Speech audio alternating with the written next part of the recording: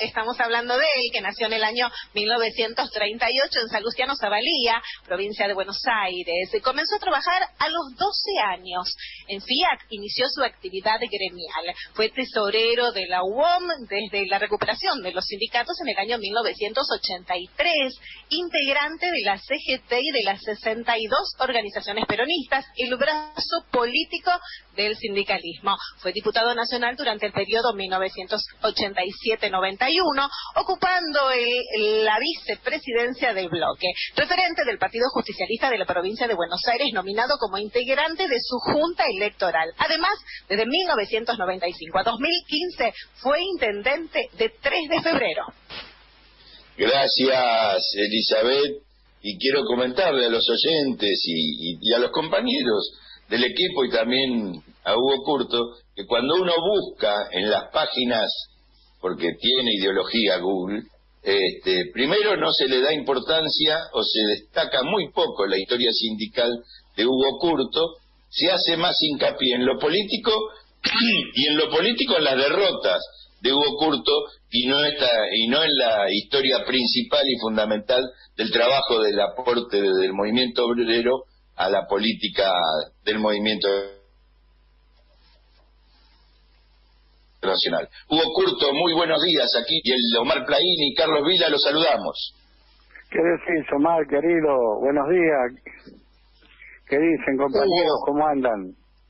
Hugo, un gusto saludarte, Hugo, agradecerte aquí con Picón y con Carlos Vila, secretario general adjunto, y decirle a los oyentes algo que no saben, Hugo, que hay un partido en la cuarta sección electoral que todos conocen, que es General Viamonte. Sí, lo conozco, ahí fue el pueblo donde nací. Bueno, vos sos de Zavalía, un pueblito pegado a Los Toldos, 10 kilómetros de ahí. 200 habitantes que hoy debe tener 350. Y que ese lugar, General Viamonte y Los Toldos, además de Eva Perón, nada más ni nada menos que en Baigorrita, que es un pueblito chiquito, de ahí, que rodea Los Toldos, es Alejandro Dolina. Y que de Los Toldos también es Carlos Torres Vila, el cantante. Y que nació en Zavalía, el pueblito más chiquito de toda esa cuarta sección ahí, y bueno, secretario tesorero de la UON, intendente durante 5 periodos en 3 de febrero. Un gusto tenerte con nosotros, Hugo, realmente. Bueno, gracias, Omar. Sí. Nací en Zavalía, pero verdaderamente nací en Los Toldos, porque Zavalía era un pueblo que no tenía hospital, no tenía salite, primero auxilio, no tenía nada, y entonces cuando mi madre estaba embarazada de mí y yo ya nacía, me llevaron a Los Toldos a un hospital y ahí nací. Qué bueno que lo contés, estoy a 10 Hugo. kilómetros estoy. Por eso, qué bueno que nos cuentes eso, Hugo, porque en general la sociedad no conoce esta hermosa historia tuya de un pueblo tan chiquito y siendo de ahí, donde era Eva, donde es Grandolina, todo de ese partido tan importante. Bueno, Hugo, queríamos tenerte a vos porque estamos haciendo un raconto, ya lo hicimos en el anterior programa, y de los 90 años de historia de nuestra querida CGT, de las cuales vos sos un hombre trascendente allí, porque sos nada más ni nada menos que un hombre de la Unión Obrera Metalúrgica. Y estamos en la etapa que contamos, que venimos contando, terminamos la otra con Rucci y arrancamos después lo que fue la genocida dictadura del 76 para acá, ya entramos en la etapa democrática de Alfonsín y en la de Néstor, y nos gustaría que nos cuentes un poco, vos que viviste toda esa etapa de Saúl, de Lorenzo, ya contamos la de Rucci, que nos cuentes un poco desde lo que fue Alfonsín hasta la llegada de Néstor Kirchner y tu protagonismo en la UON y en la política. Bueno, mirá, yo también con Rucci viví una vida muy linda, pues Rucci era también era metalúrgico y como es el laburado en una fábrica metalúrgica de Capital que se llama Catita. Era una fábrica de cocina que quedó sin trabajo y después fue interventor a la Unión Obrera Metalúrgica de San Nicolás, y desde ahí lo encuentra a Rucci, muy amigo de Lorenzo, lo encuentran que había muerto el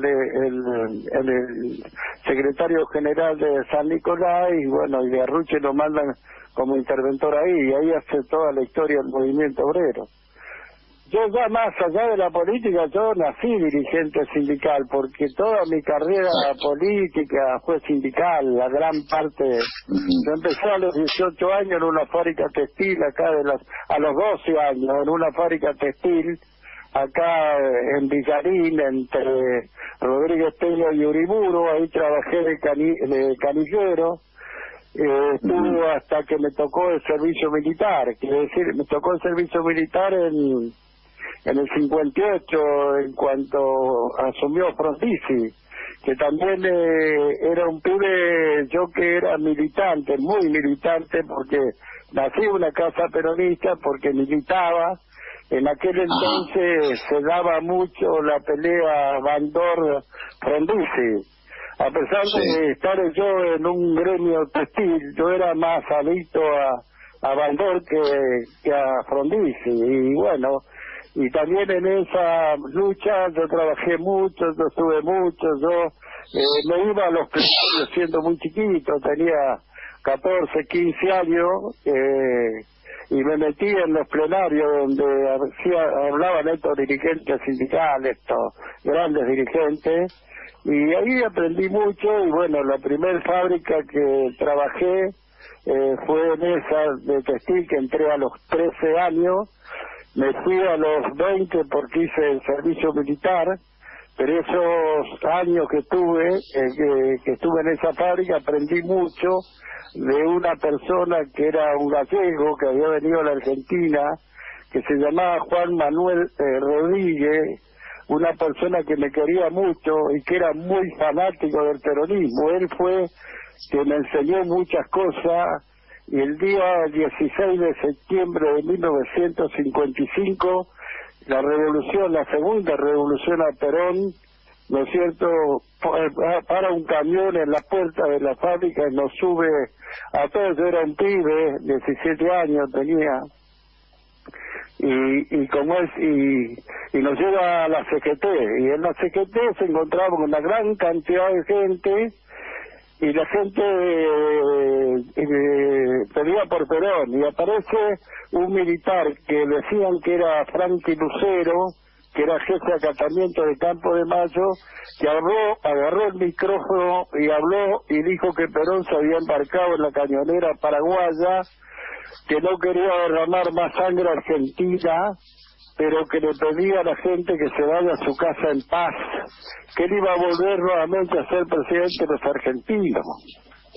Yo vi llorar a mujeres y a hombres, mayormente a mujeres, como si se le hubiera muerto el ser más querido de su vida. Y ahí me fanaticé, ahí empecé a luchar por el retorno de Perón, que tuvimos la suerte de traerlo ya en el 72, que vino por primera vez, que acompañamos a gran manifestación en Ezeiza. Sería terrible que Perón no pudo aterrizar, que después aterrizó en Morón. Y bueno, desde ahí siempre fue para mí la misión más concreta. Ya era integrante de la Unión Obrera Metalúrgica, porque había estado en un sindicalismo que cuando hice la colimba entré, después que terminé el servicio militar, que yo me fanaticé ahí y creía que me llevaba el mundo por delante, que ahí se había discutido en el año 58 un acuerdo de Perón con la Unión Cívica Radical, aparentemente que era la Unión Cívica Radical del Pueblo, que candidato era Balbín y Frigerio era el vicepresidente la Junto, y ahí rompe Frondizi con Balbín y forma la Unión Cívica Radical Intransigente y se pone y es candidato a presidente del 58. Y entonces nosotros éramos jóvenes, ya 20 años yo tenía, me tocaba el servicio militar, y yo me opuse como muchos jóvenes, porque decíamos que Frondizi, no es que decíamos nosotros, era realmente radical, pero había un acuerdo con Perón, Paladino, de alguna manera también Frigerio había participado en ese acuerdo, para que acompañáramos a Frondizi. Nosotros los jóvenes de aquel entonces insistimos en el voto en blanco. Y bueno, se hizo la elección, asumió Frondizi como presidente. Ese año asumió Frondizi en el 58, y se adelanta la entrada de los soldados al ejército. Quiere decir que antes de entrar después de diciembre, o en diciembre entramos en noviembre, porque como cambiaba el gobierno militar por un gobierno civil, prepararon muchos más soldados. Yo me acuerdo que la Escuela de Comunicación, la que está aquí en Campo Mayo, había más de 5.000 en esa escuela, y me tocó estar a mí. Y bueno, que yo era rebelde, yo era muy rebelde, yo creía que estaba, qué sé yo, en una movilización, o estaba en la CGT, y estaba en el ejército. Y ahí, bueno, ahí no tuve un año, tuve casi 2 años, pues estuve 8 meses preso, porque me peleé con uno que me quería matar porque decía que yo era un negro peronista. Entonces un día estaba lloviendo, yo estaba mirando como llovía, y entonces pasa el tipo, y era un sargento primero Montenegro, pasa el tipo, y me pasa, y yo lo veo, yo sigo mirando que estaba lloviendo, y se vuelve y me dice: soldado, usted no sabe que cuando pasa un superior debe encuadrarse y saludarlo. Y no, tipo, y yo se me cruzó decirle, no lo vi. Dice: todavía sos piola, negro peronista, y me saca y me hace carrera mar, y yo que voy a correr, ya tenía 6 meses en la colimba, y me pone la pata en el traste y me tira en el asfalto, me lastimo la cara, todo medio dante. Yo olvidé que estaba en el ejército, lo agarré el cogote, no quería soltar, viste, corrieron los compañeros, los soldados, me tiraban de un lado, del otro, se armó un quilombo, y como decía, ahí me llamó el director del colegio militar. ¿Sabe quién era el director del colegio militar? Sorprendeme. Camil Menéndez. Mirá. Después que me dio la cara media rota, y bueno, y no sé, me preguntó, le dije que me había pegado, que me había insultado, que me trataba mal, y qué sé yo, pero bueno, y me dieron 8 meses preso, estuve, a donde hacía las guardias, donde me levantaban para todo, me tenían corriendo, y bueno, me aguanté 1 año y 8 meses en esa colimba, pero cuando salí, estos son recuerdos que no me los olvido nunca. Cuando salgo, soy el último en salir. Por eso no sé si hiciste el servicio militar. Nosotros sí, yo lo hice. El servicio militar. Y después yo tuve 15 meses. Entonces, ellos para dejar el documento los hacían desfilar en la cancha de fútbol. Entonces veníamos todos, dejábamos todo, firmamos un papel cuando entramos. Cuando lo íbamos teníamos que recorrer la misma cancha de fútbol, pero yo estaba solo ese día, pero había una mesita con el documento de un sargento primero. Entonces me da el documento, y él era hincha de Boca, no me voy a olvidar nunca. Y entonces cuando tengo el documento en la mano le digo: mirá, cuando te encuentre en la calle, fundamentalmente en la cancha de Boca, te voy a tirar de la 3ª tribuna al campo de juego, le digo, pero se lo habré dicho en 30 segundos. Y salí de la Escuela de Comunicación, y la Escuela de Comunicación a la ruta hay 2 kilómetros. Sí. Creo que lo hice en 3 minutos, ¿viste?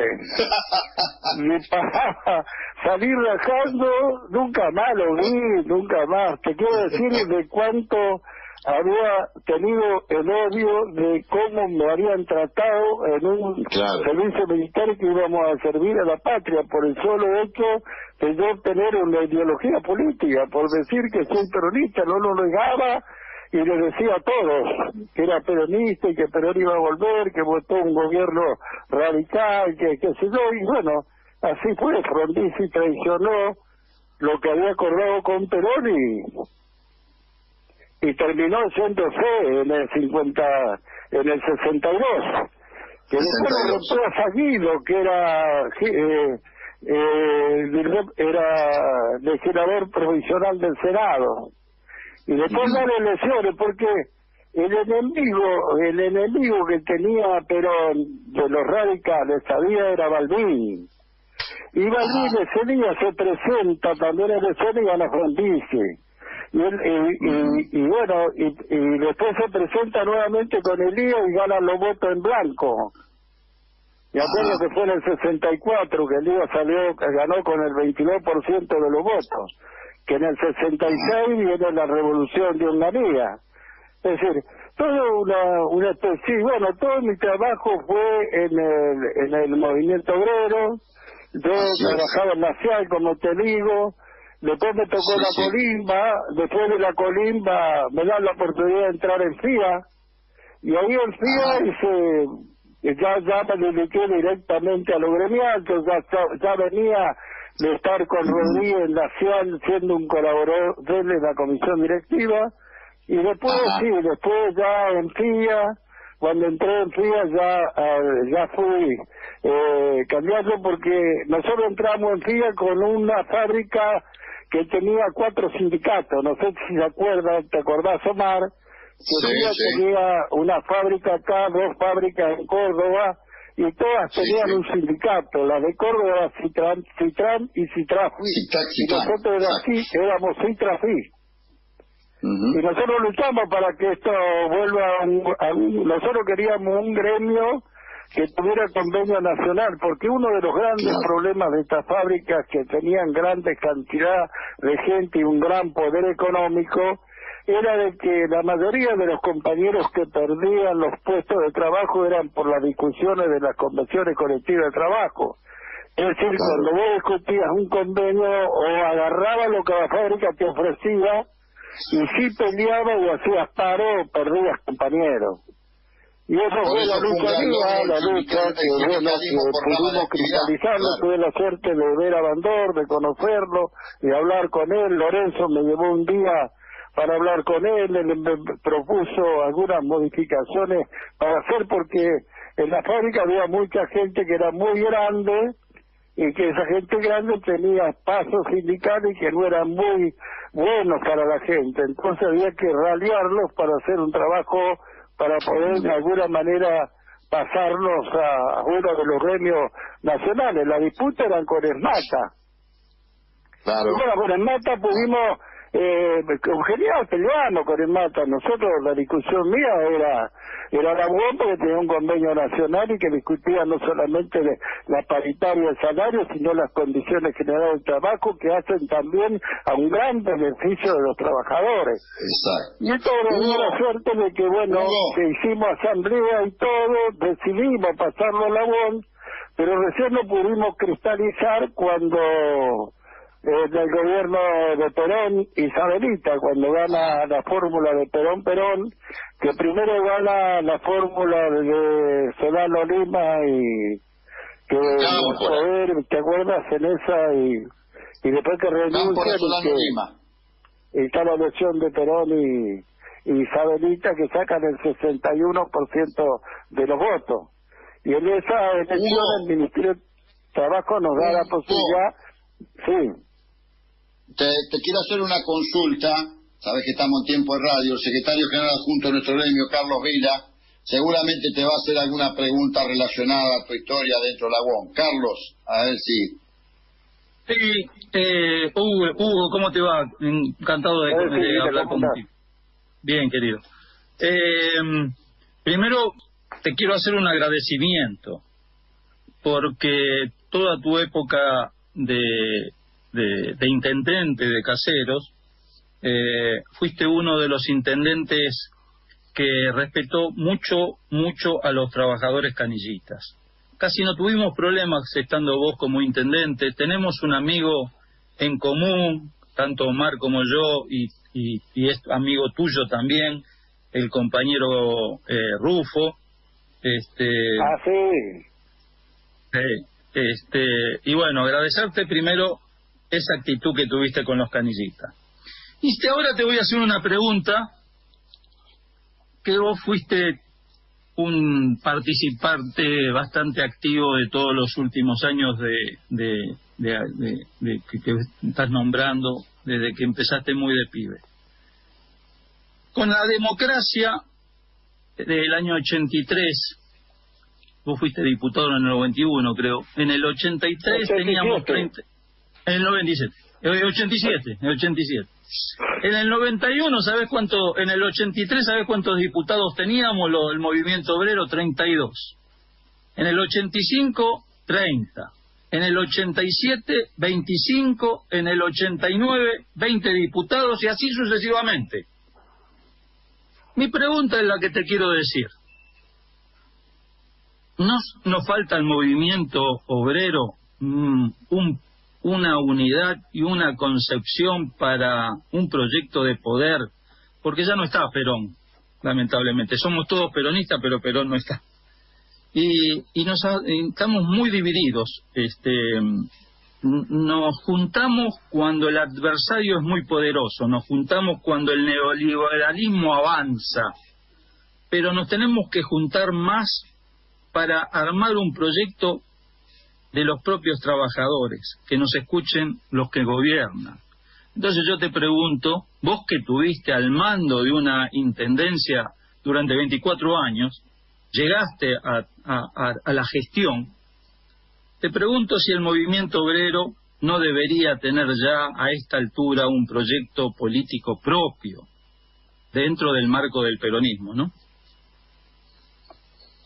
Bueno, lo que le hace falta al movimiento obrero es una unidad monolítica, y también tenemos que reconocer que hemos sido nosotros a veces los factores de la división del movimiento obrero. Yo te digo, mientras pasaron todas las revoluciones, el movimiento obrero muchos de ellos se quedaron en el gremio y no lucharon, otros lucharon mucho, lo que le dio mucha posibilidad fue esto del retorno de Perón a la patria, de la unidad del movimiento obrero. Yo creo que han cambiado los tiempos. Los tiempos antes se hacía con mucho más militancia, se trabajaba muchas horas al servicio de los trabajadores, a pesar de que hemos vivido mucho tiempo con dictadura militar. Por suerte también el movimiento obrero ha sido factor fundamental de preservar la estabilidad política desde el 83 en adelante, pero antes de esa fecha el movimiento obrero tuvo que luchar con muchos factores importantes. Cuando se abre la democracia, no te olvides que el movimiento obrero también, por muchos sectores políticos que tal vez usufructuaron del movimiento obrero en momentos difíciles de dictadura militar, pero cuando se abre la democracia empiezan también los dirigentes y los compañeros a acusar a los hombres que de alguna manera han dado la vida por la grandeza de la patria, por el trabajo, para mantener el trabajo. El movimiento obrero ha sido uno de ellos, pero como también los políticos de alguna manera hacen política cuando están antes de las elecciones y en las elecciones, después se termina bastante, no digo todo, pero muchos de ellos se olvidan y bueno, entran a discusiones. Por supuesto, yo me recuerdo cuando se abre la democracia en el 83, se abre todo, y en definitiva hay una cantidad importante. El movimiento obrero consigue la proporción que le correspondía, el 33%. Después lo fue perdiendo a medida que fueron ocurriendo elecciones consecutivas. Cuando a mí me tocó en el 87, también luchamos y conseguimos 35, 36. Pero después se fueron perdiendo, en el 91 se fue perdiendo, en el 95 se fue perdiendo y se fueron perdiendo cada vez más. ¿Por qué? Porque el movimiento obrero tampoco lucha en forma conjunta, porque esto sería lo más fácil, lo más perfecto que podría ser. El movimiento obrero pelea por porciones, y a veces por porciones, en vez de tener más fuerza, se va debilitando entre ellos, y la debilitación hace que los políticos siempre nos ganen. Ese es uno de los problemas. Hugo, dos cositas para ir cerrando porque es tiempo de radio y es tirano. Una, te quiero, acá me envían un saludo para vos que dice así: gran abrazo al compañero Curto, celoso guardián de la democracia de nuestro partido presidiendo la Junta Electoral. Esto te lo envía el presidente del bloque de senadores de la provincia de Buenos Aires, Gervasio Bozano, cuyo padre fue intendente de Maipú, sí. y vos conociste. Sí, lo quiero mucho, buen pibe. Sí. Un gran cuadro y un amigo. Y lo segundo, para ir despidiéndonos, que nos hagas una semblante de tu relación para esto como última pregunta, y agradecerte obviamente tu presencia, y necesitaríamos 2 o 3 días de radio para que vos nos cuentes las historias, tu relación y tu semblanza con Lorenzo Miguel. Bueno, Lorenzo Miguel es una persona conocida, yo era muy chico, él me quería, porque uno de los factores que yo podía entrar en los congresos era que a veces cuando no me dejaban entrar, Lorenzo era uno de los que me hacía pasar. Con eso me conoce de chico, cuando yo estaba en FIA, cuando yo tenía 23, 24 años. Lorenzo ya era un hombre que yo lo apreciaba por ser metalúrgico toda la vida, de Lugano, y después fue tesorero de la Unión Obrera Metalúrgica Capital, después fue secretario general y terminó siendo secretario general del gremio. Ahí él fue como un padre, como un hermano, fue todo mío. Yo creo que lo que yo hice en mi vida y me dio la posibilidad de poder entrar en la dirigencia sindical y tener la suerte de participar muchísimos años en la UON. Yo fui el tesorero 14 años con Lorenzo Miguel. Él fue mi hermano, mi padre, fue todo. Pobrecito, y bueno, con él hasta íbamos a veranear juntos, la familia de él con la familia mía. Y bueno, después tuvo la desgracia de perderlo, y bueno, ya la UON para mí no es la misma UON con Lorenzo y sin Lorenzo Miguel. Por eso digo que uno en la vida, el movimiento obrero le dan posibilidades a uno de trabajar en una fábrica, si tiene ganas o ambiciones de poder hacer algo en defensa de los intereses de la gente. Si no hay alguien que lo ayuda, no puede llegar. A mí, si no me hubiera ayudado Lorenzo Miguel, no hubiera llegado a estar en la Secretaría General de la UON, de no ser tesorero de la UON, y me atrevo a decir más, por ahí no poder llegar a ser intendente municipal ni diputado nacional, porque la intendencia municipal también se gana con un trabajo que vos haces dentro del gremio y que lo podés disfrutar en la gente de tu pueblo donde te vio nacer. Yo nací no nací, vine a los 12 años, 3 de febrero. Vivo hace 40 años en mi misma casa, como es, y tengo el orgullo de decir que he sido metalúrgico, he sido secretario general de la Asociación Casero, he trabajado 52 años en la FIA, ¿no es cierto? Y como decir, desde ahí me he trasladado a ser tesorero de la Unión Obrera Metalúrgica. Tuve la suerte de representar al movimiento obrero argentino, elegido por un congreso para en el 87 ir a la Convención Internacional de Ginebra, poder hablar en Ginebra en nombre de los trabajadores argentinos. Ese es un gran halago, una gran satisfacción, un gran recuerdo imborrable en mi vida, y ser 24 años intendente municipal de tu pueblo, de tu propio pueblo, de tu pueblo que casi te vio nacer y que con seguridad me va a ver morir en el mismo lado, en la misma casa, con los mismos pensamientos y con los mismos sentimientos. Hugo querido, te vamos a tener por muchos años más. Te agradezco esta presencia que nos has hecho un honor. Estás más vivo que nunca, tenés una lucidez enorme. Te mando un tremendo abrazo, los compañeros canillistas, nuestros sindicatos, los que integramos este equipo, y no va a faltar una nueva oportunidad que rescatemos tu vivencia. Hugo, el abrazo fuerte, peronista y de laburante que te mereces, y gracias por darnos esta posibilidad. Bueno, muchas gracias a vos, muchas gracias por llamarme, muchas gracias al saludo de todos los chicos canillitas que están con vos acompañándome en este programa de la Radio Rebelde, y un gran cariño al gremio de canillitas, que es un gran gremio de hombres que han dado mucho y que tengo un gran cariño a todos ellos. Así que muchas gracias. Gracias, Hugo. Chao, queridos.